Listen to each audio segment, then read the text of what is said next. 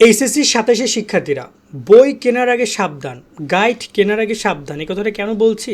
বর্তমানে বাজারে তোমরা যে পরিমাণের কম্পিটিশন দেখছো, কলেজগুলো থেকে অনেক বই কিনতে বলতেছে, অনেক বইয়ের বিজ্ঞাপন দেখছো, সব কিছু মিলিয়ে একটা হযবরল পরিস্থিতি। এই জায়গায় অনেকের টাকা পয়সা যাদের আছে তাদের আমার ভিডিও না দেখলেও হবে, বাট যারা কিনে একটু বুঝে শুনে বই কিনতে চাও তাদের জন্য এই ভিডিওটা অনেক গুরুত্বপূর্ণ। তোমরা যারা কলেজে উঠছো, এতদিন কিন্তু তোমরা ক্লাস 6 থেকে 10 পর্যন্ত সব বই ফ্রি পাইছো, গাইড কিনতে হয়েছে, কিন্তু এখন তোমাদের মেইন বইও কিনতে হচ্ছে, মেইন বইও তোমাদেরকে কিনতে হবে। এখন এই জায়গায় বই কেনার আগে, গাইড কেনার আগে দুইটা বিষয়ের প্রতি খেয়াল রাখবা। ফার্স্ট আগে আমরা বইয়ের ব্যাপারটা ক্লিয়ার করি যে বই কেনার আগে তোমাদের কোন বিষয়ের প্রতি বিশেষভাবে খেয়াল রাখতে হবে। ফার্স্ট অফ অল দেখো, বইয়ে তোমরা কি করবা, বই কিন্তু তোমরা পড়তে হবে, তোমার টপিকটা ক্লিয়ার হইতে হবে, কনসেপ্ট ক্লিয়ার হইতে হবে, যার জন্য কিন্তু তোমার এই বইটা কেনা। এবং এই বইটা কিন্তু তোমার কলেজের টিচারও কিন্তু পড়াবে। এখন এই জায়গায় বই তোমরা দুই ধরনের বই পাচ্ছ। এক হচ্ছে কলেজের টিচার তোমাকে কোনো একটা বই কিনতে বলছে কারণ তিনি ক্লাস করাবেন তাই, আর দুই নম্বর হচ্ছে তোমার অনেক ভালো ভালো রাইটারের বইও বাজারে আছে। এখন টিচার যে বইটা পড়াচ্ছেন, আবারও বলতেছি, মনে রাখবে এটা একটা বিজনেস পলিসি। প্রকাশনী থেকে বা লেখক থেকে বা যারা বইটা বাজারে এনেছেন তাদের থেকে শিক্ষকদেরকে একটা সম্মানী প্রদান করে, এটা একটা অনেস্ট কথা, এটা খারাপ কিছু না ভাই, একটা সম্মানী প্রদান করে। এবং তারা বলে আপনি এই বইটা কলেজে পড়ান, ক্লাসে পড়ান এবং স্টুডেন্টদেরকে এই বইটা কিনতে বলেন। এবং কাছাকাছি কোনো লাইব্রেরিতে দেখবা যে টিচার যে বইটা পড়াচ্ছেন সেই বইটা বাজারে অ্যাভেলেবেল। সো এই জায়গায় স্ক্যামের শিকার হয় বেশিরভাগ শিক্ষার্থী। দেখো, বারবার তো বই কেনা সম্ভব না, এক্ষেত্রে তোমরা যদি নিয়মিত ক্লাস করো তাহলে একটা ডিসিশন আসবে। আর যদি তুমি বেটার রেজাল্টের চিন্তা করো, এইচএসসি ২৭ ব্যাচের শিক্ষার্থীরা বাংলা ইংরেজি আইসিটি নিয়ে টেনশন না করে নাইট 24 পাবলিকেশনের এই 3টে বই কিনে ফেলো। রকমারির বেস্ট সেলার বই এগুলো। বই কিনতে night24.com যাও অথবা হোয়াটসঅ্যাপে কল দাও তাদের এই নাম্বারে।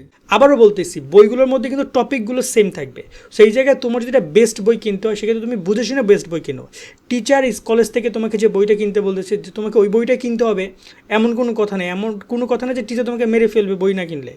টিচার বলেছে ভালো কথা, বাট ওই বইটা যদি তোমার কাছে বেস্ট মনে না হয় তাহলে তুমি অন্য একটা বই কেনো, যে বইটা বাজারের সেরা বই, যে বইটা হচ্ছে টিচারদের কাছে গ্রহণযোগ্য বেশি, যে বইটা সবচেয়ে বেশি ইনফরমেশন গ্যাদার করে, সেই বইটা কেনো। এক্ষেত্রে টিচার যে টপিকগুলো পড়াচ্ছে সেই বইটা তো সেই টপিকগুলোই পাবা, হয়তো বা একটু বেশি পাবা, কম পাবা, বাট পাবা। এক্ষেত্রে আমি বলবো যে বাংলা ইংরেজি আইসিটি তোমরা নতুন বই কেনার ট্রাই করো। বাকিগুলো যদি পুরাতন বইও কেনো না কেন, সেক্ষেত্রে ট্রাই করবা যে ভালো একটা বই কেনার জন্য। এবং গাইড প্রসঙ্গে একটু কথা বলি, অনেকে এখনই গাইড কেনার জন্য উৎফুল্ল হয়ে উঠছো। আমি একদমই বলবো যে গাইড কেনার কোনো দরকার নেই। আপাতত শুধুমাত্র বই কেনো, মেইন বইগুলো কেনো, ভালো ভালো রাইটারের বইগুলো সংগ্রহ করো। একটা বই লাগলে নতুন কেনো, 2-3টে বই লাগলে পুরাতন কেনো, যদি একাধিক বই কেনার দরকার হয়। সবগুলো নতুন বই কেনার দরকার নেই, কারণ নতুন বই জাস্ট আপডেট কী হয়, কয়েকটা কোশ্চেন অ্যাড আসে, মানে তোমার হচ্ছে বিগত সালে পরীক্ষার প্রশ্নগুলো অ্যাড আসে। সো তুমি একটা বই কিনে তো সেই কোশ্চেনগুলো পেয়ে যাচ্ছ। পুরাতন বইগুলো কিনে নিয়ে আমাদের ভিডিও করা আছে, আমরা সেখানে এগুলো নিয়ে কথা বলেছিলাম। সো আশা করি তোমরা বুঝেছো। এবং এখানে টিচাররা যে স্ক্যামটা করে, ওই স্ক্যামটা থেকে তোমরা দূরে সরে আসো। তোমরা যেটা বই বেস্ট মনে হয় সেই বইগুলো কেনো। এখন আমি তোমাদেরকে একটা কথা বলি, আমি আমার টিচারদেরকে দেখেছিলাম, আমাদেরকে যখন বই সাজেস্ট করে তারা এমন সব বই সাজেস্ট করে যেখানে বানানের পর্যন্ত ভুল আছে। মানে একটা বইয়ের মধ্যে যদি, মেইন বইয়ের মধ্যে যদি বানান ভুল থাকে তখন কেমনটা লাগে বলো। তারপর সেটা গোল দিয়ে দাগাইতাম। এরকম দেখা যায় যে একটা পৃষ্ঠায় 3-4টা বানান ভুল পাইতাম রিডিং পড়ে। বাট বাস্তবিকতার টিচাররা ওদের সাজেস্ট করছে, আমরা কিনেছি, আমরা তো বুঝতে পারি না।